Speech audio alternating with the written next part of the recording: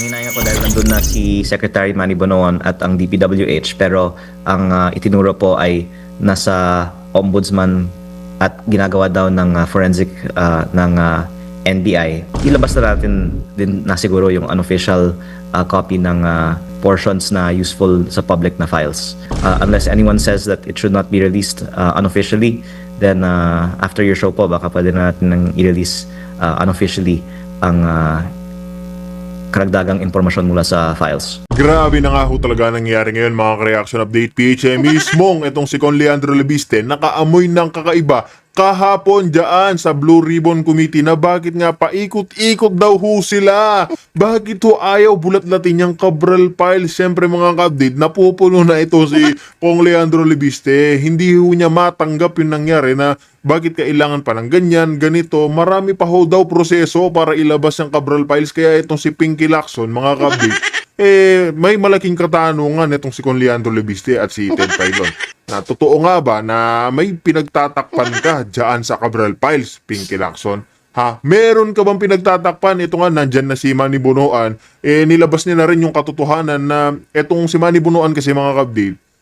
Sinabi na rin ni Con Lebiste na oo, alam ni Manny Bonoan yan. Ayan, alam na nga ni Manny Bonoan, mga kabdate. Ang kaso, ayaw ho talagang bulat-latin yung Cabral Files. Kaya mismong dito sa ating video, mga kabdate, sinabi ni Con Leandro Lebiste na katapos daw ng show nitong si Manong Ted, ilalabas niya na ang unofficial ng Cabral Files. Kaya mga kabdit, kung bago lang ho kayo sa ating channel, isang like, isang share, isang subscribe lamang ho, malaking tulong na ho yan. React na ho tayo, sabay-sabay tayo mag-react, mag-komento dito sa naging payag ni Manong Ted at ni Con Leandro Lebiste. Dahil dito mga kabdit, nagulantang na rin ito si Manong Ted at si DJ Chacha dahil patuloy ho ang pag-ipit kay Con Leandro. Kaya napuno na ho siya, ilalabas niya na ho ang unofficial ng Cabral Files. Kaya kadit, wala na ho tayong paligoy-ligoy pa.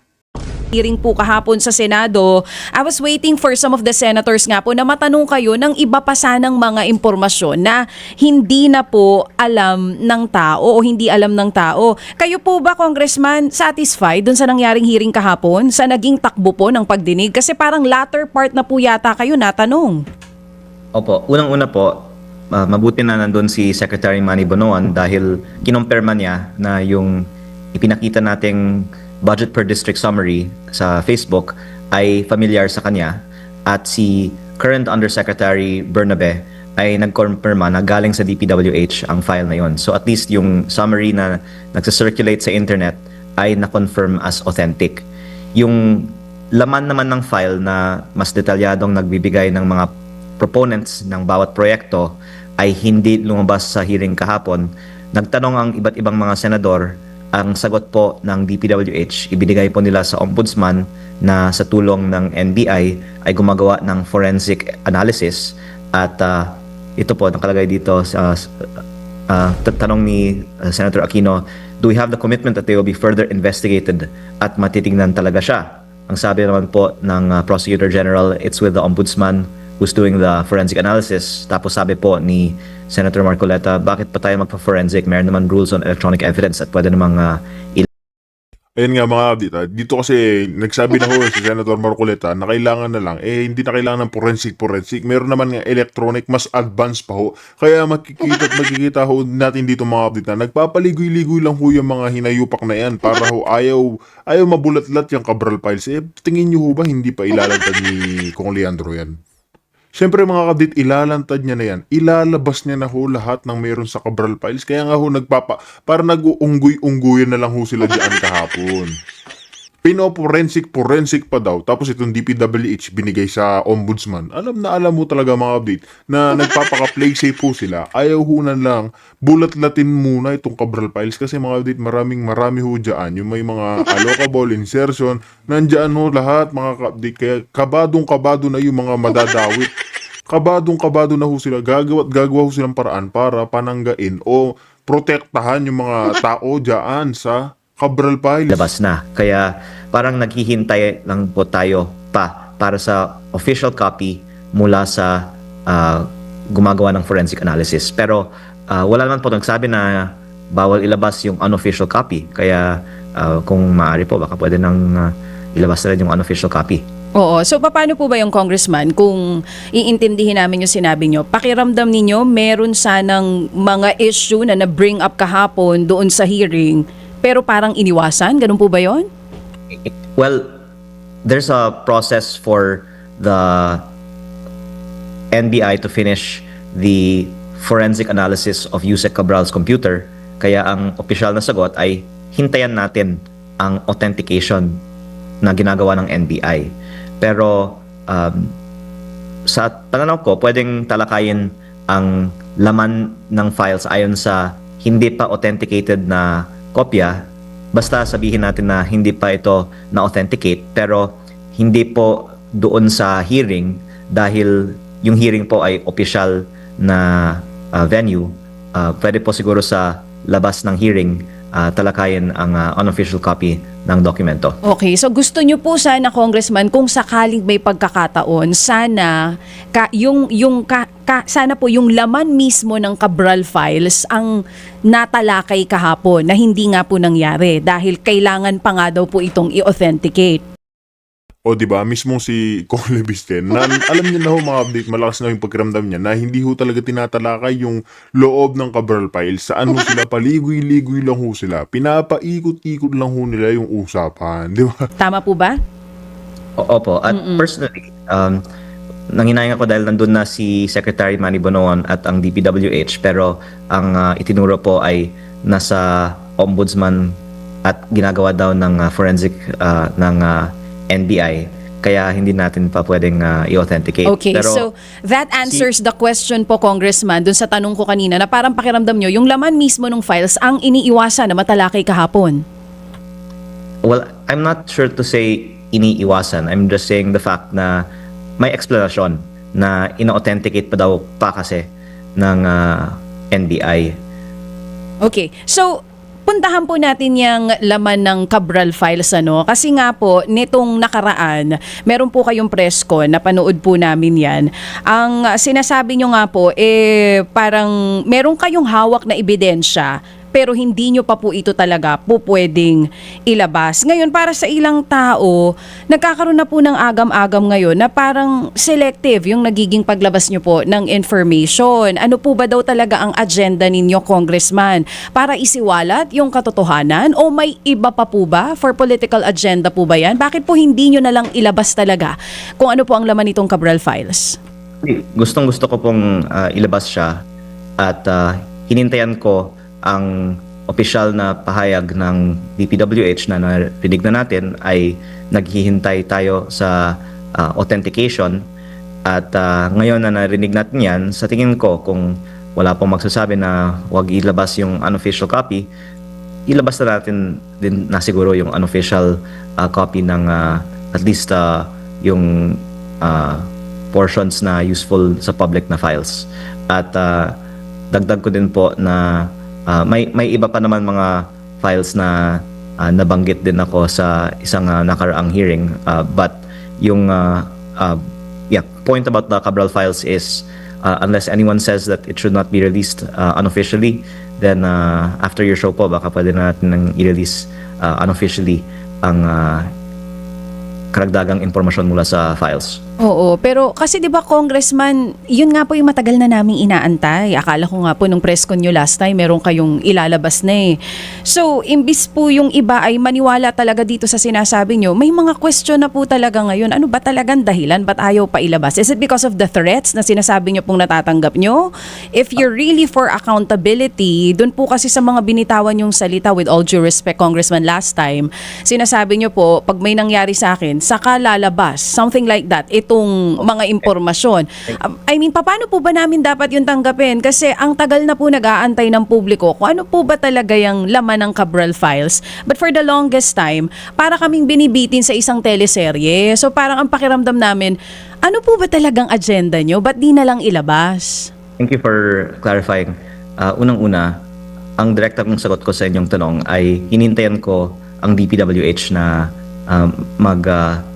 salita kung ilalabas ba nila.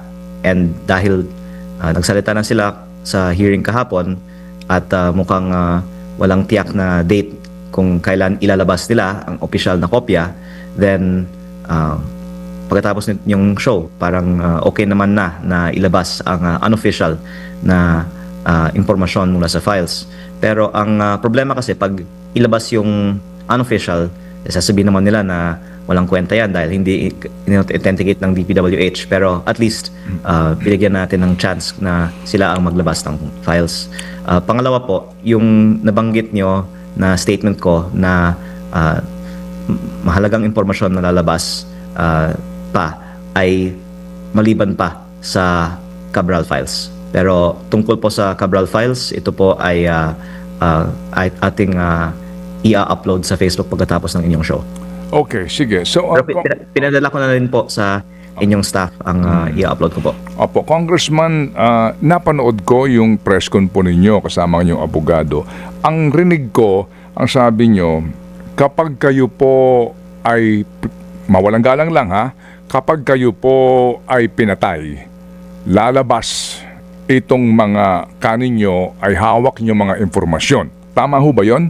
Kapag kayo ay may mangyari masama sa inyo, parang ganun po. Tama ho ba yon? Thank you, sir, for allowing me to clarify. Pag sinasabi ko na kapag ako ay Napatay. Yun po sabi nyo, di ba? lalabas yung buong impormasyon, hindi po ibig sabihin na kung ako ay hindi mamatay, hindi din lalabas. Maaari naman din po na kung ako ay patay o buhay, parehong lalabas. Okay. At Opo. ang punto ko lang nung sinabi ko po yun, sagot sa isang tanong ay tungkol sa mga atake sa akin at mga threats na sinasabi ko na huwag niyo akong patayin dahil kahit napapatayin niyo ako, lalabas yung files. Pero kahit buhay ako, lalabas din po. Okay. Mabuti po inyo. At nililinaw ko lang din po, sir, na nung sinabi ko yun, hindi po kasi yung Cabral file ang itinutukoy ko dahil sa tingin ko, ngayon, dahil tinatalakay na sa Senado at Kongreso ang Cabral files, hindi naman ako papatayin lang dahil sa files na ito. Pero dahil sa iba pang impormasyon, yun po ang itinutukoy ko. Okay, sige. So, ito nga po yung congressman. Babalikan ko yung sinasabi ni Chacha kanina. Congressman, mawalang galang lang ha. Sige, yung Cabral files ka ninyo, ilalabas nyo right after this interview sa inyo siguro pong Facebook o saan mang medium yan. May kopya rin po kami dito ng ilang pong mga kaninyo, yung mga major tag, no, etc. At meron pa kayong hawak na impormasyon na ilalabas nyo, na hawak nyo pero hindi nyo pa ilalabas. Yung pong sinasabi ng iba, bakit daw po piecemeal? Kung totoo po na kayo ay for transparency, truth, and accountability, bakit chap-chap? Bakit po parang pabitin? Para may gusto kayong mangyari muna. Oo, yun po, pwede ba niya klaruhin? Bakit hindi niyo ho ilabas yan kung totoo po na yan para sa bayan at kayo ay para sa bayan? Unang-una po, sana makita ng ating mga kababayan na gustong-gusto kong ilabas talaga. Pero may mga nagsasabi din na dapat dumaan sa proseso. Kaya hinintayan ko ang hearing kahapon at ang pahayag ng DPWH. Pero dahil nagpahayag na sila, I think pwede nang ilabas ang karagdagang impormasyon kaugnay dito. Pero ang iba namang impormasyon kasi na nakukuha ko ay ibinibigay sa akin ng mga sources in confidence. At kung ilalabas ko naman po yung iba pang mga impormasyon maliban sa Cabral files in such an example, then maaapektuhan ang kalagayan ng mga tao na nagbigay sa akin ng impormasyong yon. Kaya hinihintayan ko na yung mga nagbibigay sa akin ng impormasyon ang maglabas ng mga files na galing. Ayan, tama naman mga ka-update yung naging pahayag ni Con Lebiste na hindi mo kailangan madaliin, lalo na may mga madadamay. Kasi siyempre mga ka-update, hindi lang naman si Con Lebiste yung merong alam dyan. Marami ho sila. Kaya imposible na, alam nyo na, pag oras nga, mga update, pwede ho siyang, ipatumba, di ba? Kaya tama ho yan na hindi niya naman ko kailangan biglain. Pero dahil nga dito mga update, dahil nga naglolokohan na lamang sila sa Blue Ribbon kahapon, pinapaikot-ikot ho siya. Katapos daw netong show netong ni Ted Pailon, mga update. Ilalabas na raw yung unofficial ni Kong Leandro Lebiste. Di ba? Yun yung pinakahihintay natin yan. Sa kanila. Pero ganoon din po sa Cabral files, pag ang source ng files ay hindi naman nag-object na ilabas yung files, saka ko po inilalabas. Sandali lang ha. Sige.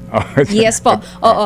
Congressman, meron po kayong pinadala na data. Tama po ba ito? Ito yung tinitignan ko po ngayon. Binigay niyo po ito sa mga staff namin. May table po dito na may malalaking halaga na na-approve for 2025 budget. Nakalagay major tag, total approved for 2025.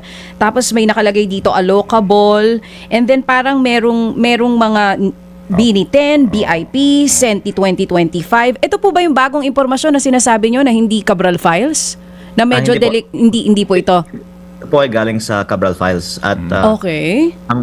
ang dagdag ko lang po tungkol dito, yung Cabral Files po kasi ay may list of projects and proponents.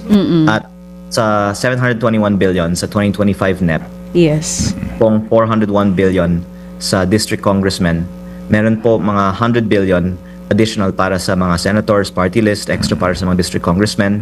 Tapos may mga 200 billion para sa mga ibang mga pangalan na hindi malinaw kung sino ang nagpapondo ng halos 200 billion na ito. At ito po ay mahalagang impormasyon para malaman natin sino ba yung mga nakikinabang sa mga maanomalyang proyekto sa DPWH. At ito po ay pagkatapos ng inyong show, i-upload ko din po sa Facebook. Balikan ko lang yung diskusyon ni Senator Ping at ni SP Soto kahapon tungkol sa isyong ito. Ano po, Congressman? Dito po sa inyo pong informasyon, meron kayong inisa-isa na mga pangalan o alias man po ito o anuman, and then the corresponding amount. Ito ho nakalagay ay 2025 DPWH NEP allocation. Okay. In theory, sabi nga po ni Senator Ping, wala namang masama dito dito sa NEP allocation na ito. Pati po itong sinasabi na allocable na ito Wala naman ditong masama, maliban na lamang kung meron pong prueba na totoo po na nagkaroon ng release ng SARO sa pondong ito kasi nga nasama na siya eventually sa GAA. And then, kung na-release po yung SARO na yan, matukoy po yung uri ng proyekto at totoo ba na na-implement yung proyekto. Kung na-implement man, nagkaroon ba dito ng kickback? Pero sabi nga ni Senator Ping, sa kanya pong pananaw din, baka naman po ito ay pagtatangka, kumbaga attempted, no? Nagtangka ka dahil sa siniguro mo na magkaroon ka ng allocable ng pera kasi kinocompute mo na yung magiging kickback mo doon. Kumbaga meron ka ng attempt na magnakaw. So dito po sa inyo sinasabi na ito na listahan na ito, ano ho bang balita dito? Ito ho ba'y naipsaksak sa GAA at nagkaroon ho ba ng release ng SARO dito? Almost 99% po ng mga NEP list ni Yumang Yusek Cabral ay lumabas sa GAA ayon sa computation ko. At ang karamihan po ng mga proyektong ito ay na-bid out at may mga contractor na ma-research natin sa DPWH website ay na-award ng mga proyektong ito.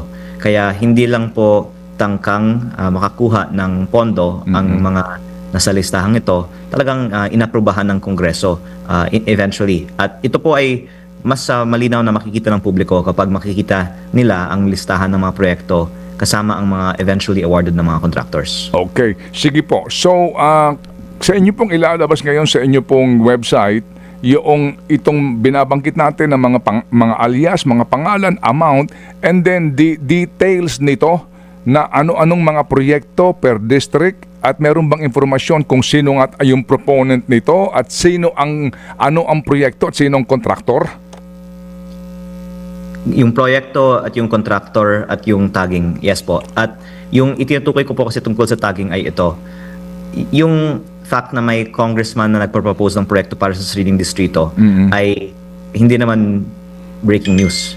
Pero the fact na may almost 200 billion pesos of projects na may mga nasa tagging na ito, I think is worth looking into further. Sino ba ang nagpalagay ng mga proyektong ito? Nabanggit po ni Ms. Chacha a while ago, nakalagay INI 10, 6 billion. NT 2025, 100 billion. F1, 10 billion. OPESAP, 8 billion. At OT2, 21 billion. Hindi ko po alam sino po ang itinutukoy ng mga tags na ito, pero malaki po ang mga halaga nito.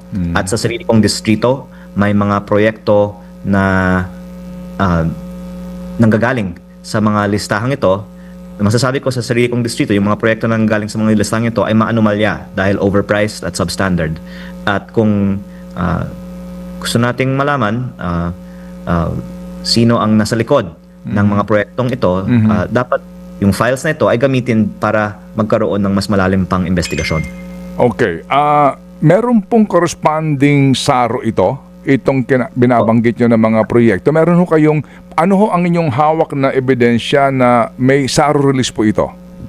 Nakatayo na po yung proyekto. Ang nabanggit ko po last time, sir, on your show ay yung 8 billion na nakapangalan sa OPESAP. Ang pinakamalaking isang proyekto ay 300 million solar streetlights sa Tagaytay-Nasugbu Highway. At sa mga dumadaan po, Grabe mga kabdit, magkano ho? 300? Grabe ho yung proyektong solar lights na yan, tapos sino ho yung ginigipit? Siya ho.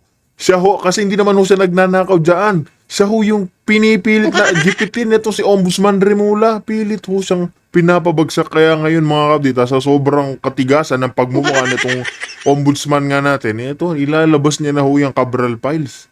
Tignan niyo naman ho kung paano siya ipitin, gipitin, lahat ho gagawin ho mga kabdit para ho hindi ilabas yung Cabral Files.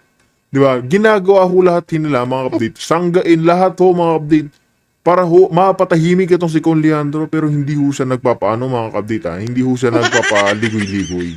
Malaki kubarsaga nga mga kabdit. Talagang medyo may pagkakahawig ho talaga sila. Ang kaso mga kabdit, si Kong Kiko kasi bigla na lang ho nasuspend. Di ba? sa highway na yon, nakatayo na po yung mga streetlight. At ito ay nasa presyo ng mahigit 230,000 pesos per streetlight. So, dyan po sa proyektong yan, tukoy po ninyo kung sino ang proponent niyan, paano na isingit yan sa, well, from NEP, napunta sa GAA at sino yung kontraktor? Opo. Nakalagay po sa DPWH records sino ang contractor. May billboard din po sa highway pag daanan nyo. At nakalagay po kasi sa file na nakuha ko mula sa opisina ni Yusek Cabral ay OPESAP ang nagpapondo ng proyektong ito. Oo, pero pwede ho naman pong bigyan ng anuman pong kahulugan yun eh. Ang mga acronym na iyan, Congressman eh. Kaya po, mabuting gumawa ng mas masusing investigasyon pa sino ang nagbigay ng listahan kay DPWH na popondohan ito. Dahil yung hindi maitatanggi, may proyekto at maanomalya sa aking pananaw dahil parang 4 or 5 times overpriced ang proyektong ito. At hindi naman makakapasok ang daan-daang bilyong pisong mga proyekto na walang nagsabi sa DPWH na pondohan yan. Kung malaman natin sino yung nagpapondo nito at maanomalya yung proyekto, pwedeng investigahan din sino yung nakinabang sa proyektong ito. Magkaroon ng malalimang investigasyon ang ombudsman. May kopya po ang ombudsman nito, di ba? Itong inyong ipinamahagi na mga dokumento at informasyon na ito, di po ba? Opo. At sa aking pananaw, magandang isang tanong din kahapon, bakit ghost lang, hindi substandard ang iniimbestigahan natin?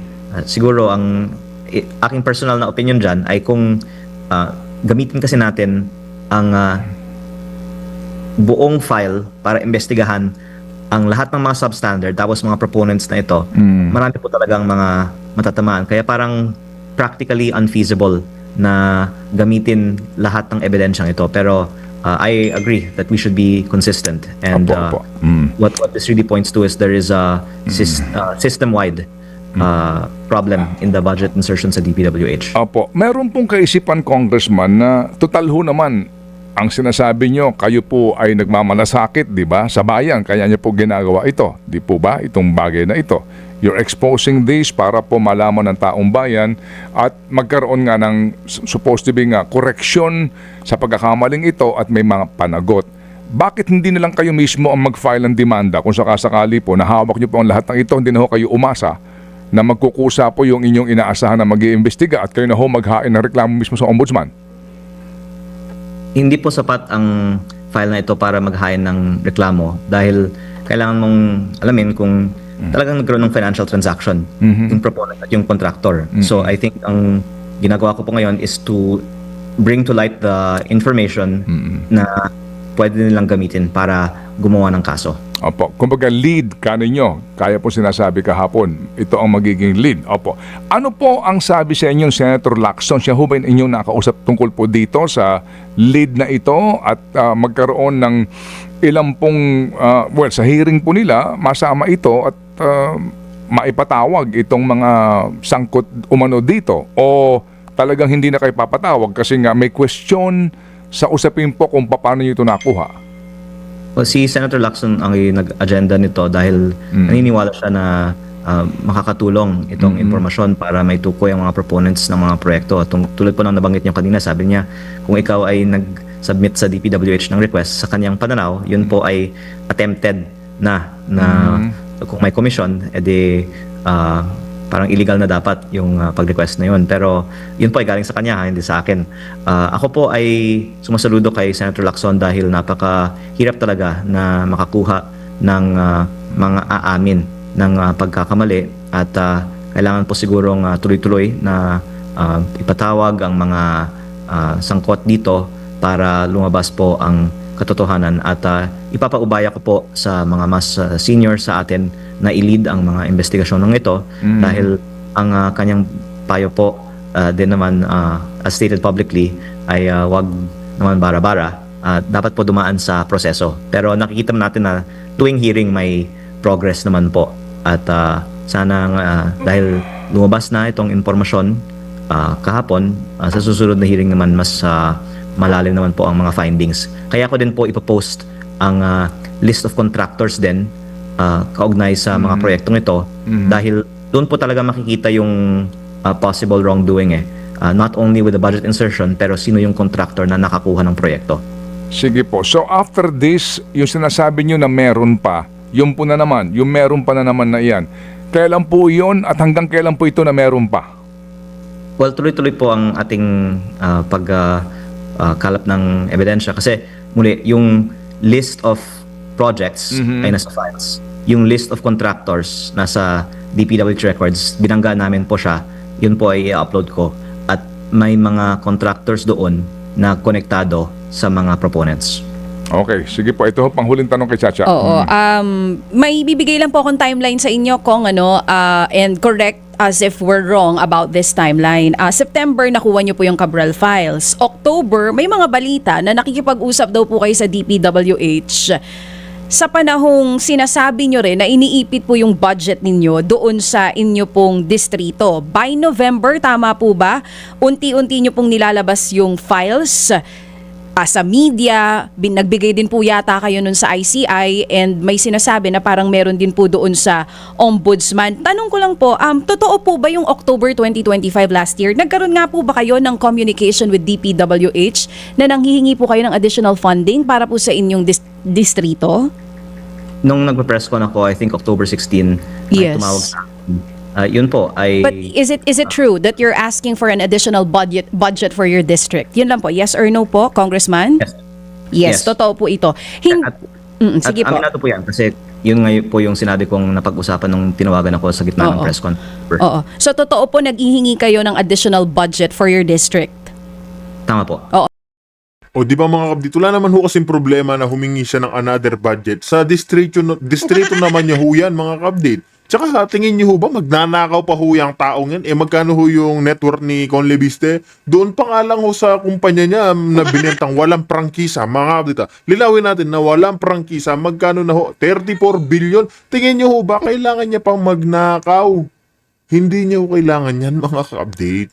Kaya nga ho siya naglalabas ng kung ano-ano resibo ngayon, ng Cabral files, lahat ng mga update, nilalabas ho niya para makita ng taong bayan kung sino ho talaga yung mga totoong magnanakaw dyan sa gobyerno. Di ba? Kaya itong mga tiwali dyan, yung mga pilit ho siyang pinapabagsak, mga update, wala ho sila. Hindi ho nilang kayang tapatan yung isang Leandro Libiste.